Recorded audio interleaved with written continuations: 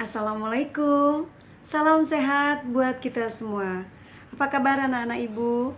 Hari ini kita kembali bertemu untuk membahas materi tentang sistem pernafasan pada manusia. Yang akan kita pelajari adalah bagaimana kita dapat memahami berbagai sistem dalam kehidupan manusia. Kemudian dapat mendeskripsikan sistem pernafasan pada manusia dan hubungannya dengan kesehatan. Apa sih yang dimaksud dengan pernafasan atau respirasi? Ya, kamu bisa lihat di sini.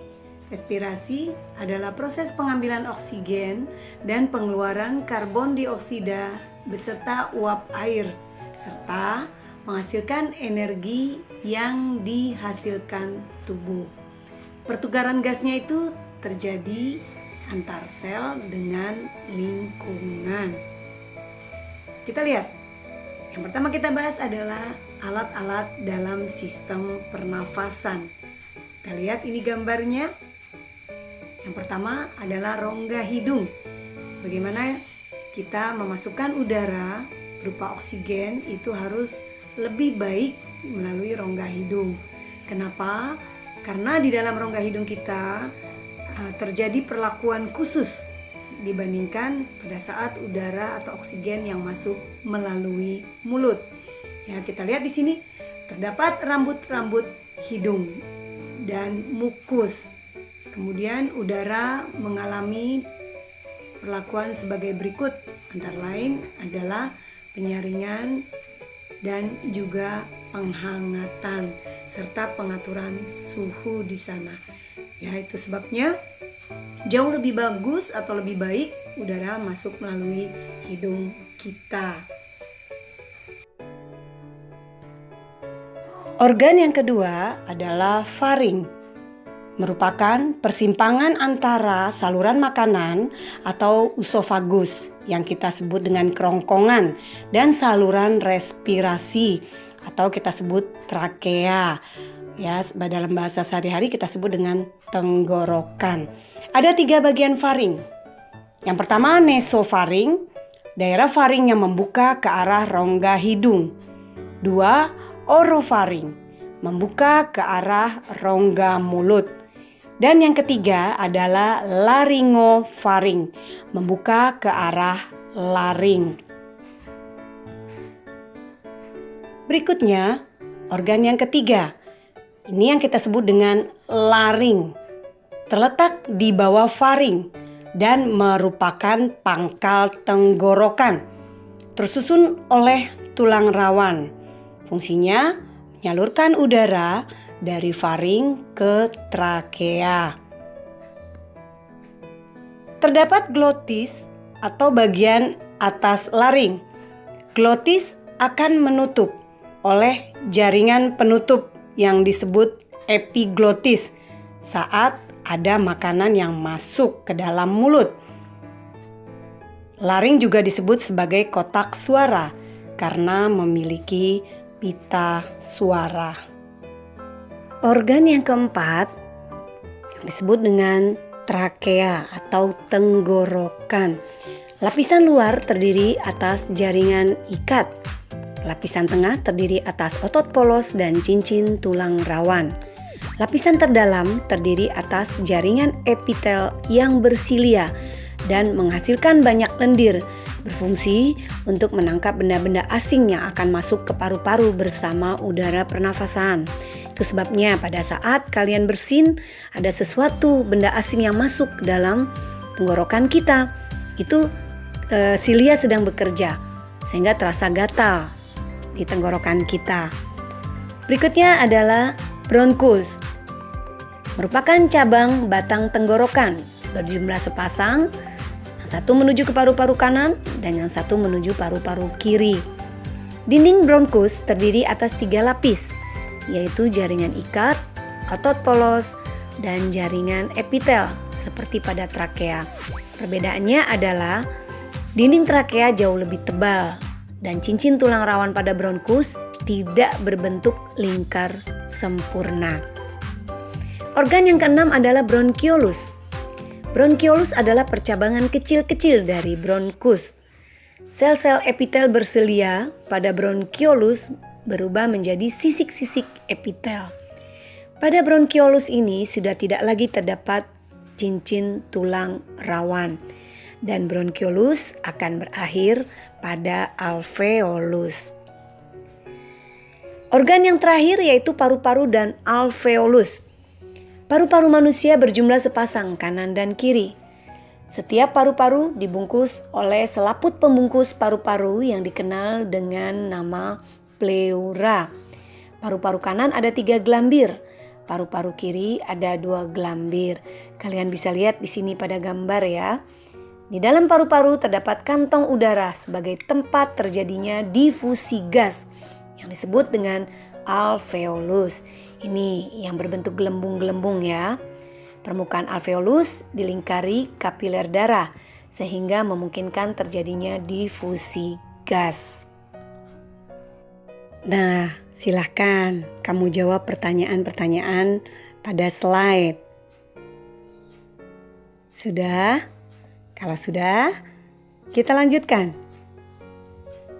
Berikutnya adalah mekanisme pernafasan manusia.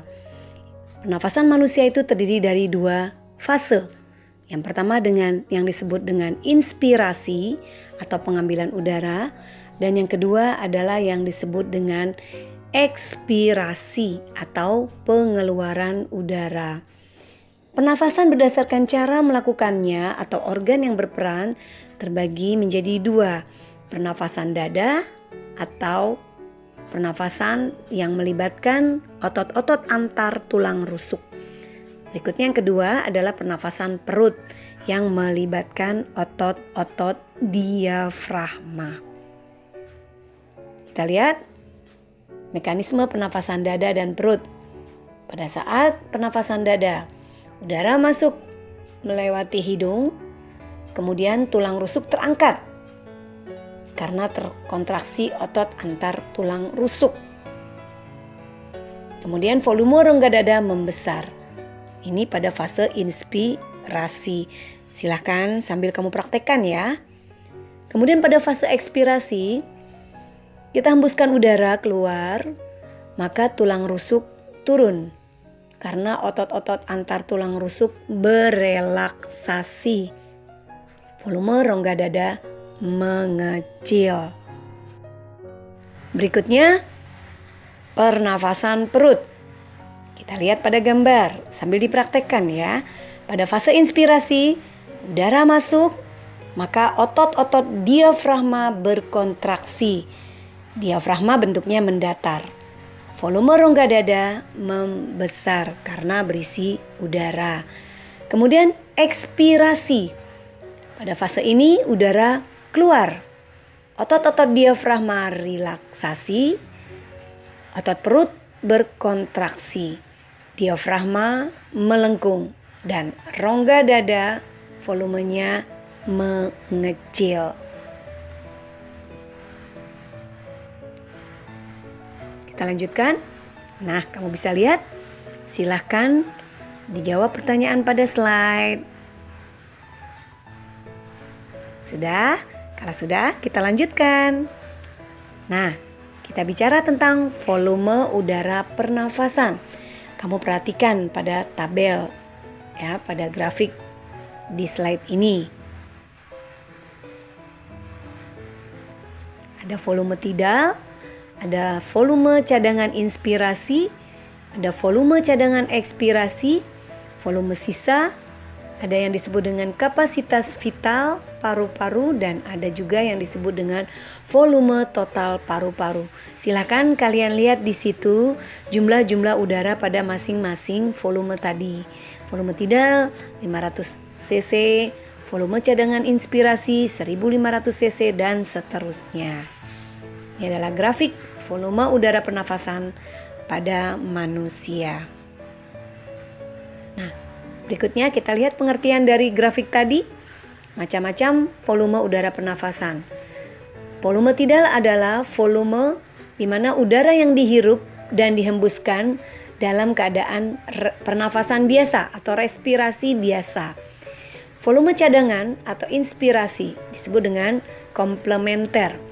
udara sebanyak 1500 cc yang masih dapat dihirup lagi dengan cara inspirasi maksimum setelah inspirasi biasa.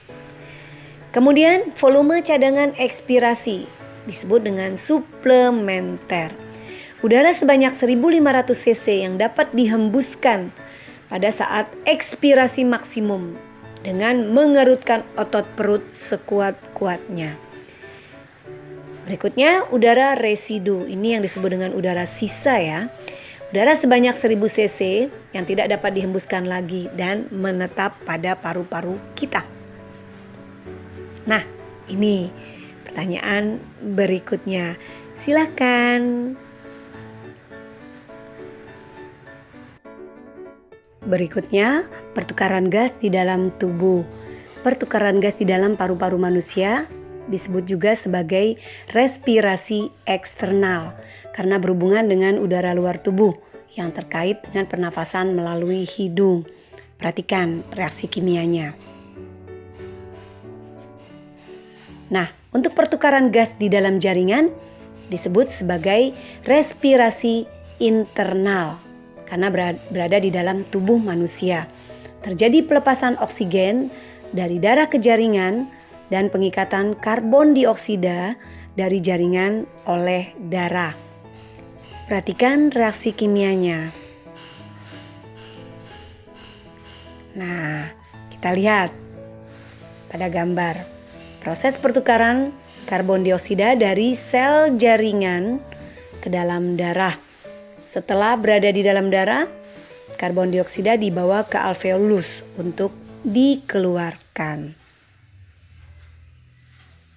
Nah, berikutnya kita bahas tentang gangguan dan kelainan pada sistem pernafasan. Silakan kalian lihat pada slide bagaimana bahaya rokok bagi kesehatan pada sistem pernafasan manusia. Ini adalah beberapa contoh dari kelainan sistem pernafasan manusia. Dan ini adalah penjelasan dari contoh-contoh kelainan pernafasan pada manusia yang kita sebut dengan penyakit ya. Oke, ini adalah pertanyaan terakhir. Silahkan kalian bisa tulis sebelum nanti kirim jawabannya lewat Google Classroom.